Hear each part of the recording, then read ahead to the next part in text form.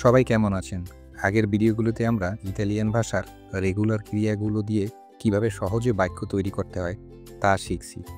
আজ থেকে আমরা ইতালিয়ান ভাষার ইরেগুলার ক্রিয়াগুলো দিয়ে কিভাবে বাক্য তৈরি করতে হয় তা শিখব। শুরুতে জেনে নেই কোনগুলোকে ইতালিয়ান ভাষার ইরেগুলার ক্রিয়া বলে।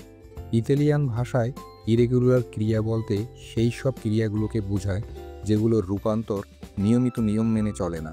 অর্থাৎ এই ক্রিয়াগুলোকে আরে, ইরে বা ইরি ক্রিয়ার সাধারণ নিয়মে রূপান্তরিত করা যায় না। এদের নিজস্ব ব্যতিক্রম নিয়ম থাকে।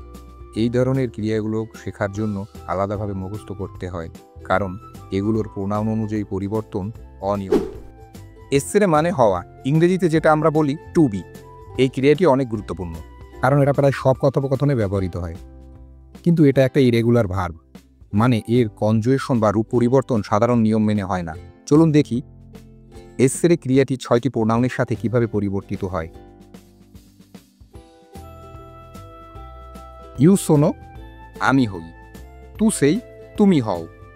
লুই লে এ, সে হয়। নই সিয়ামো, আমরা হই। ভই সিয়েতে, তোমরা হও।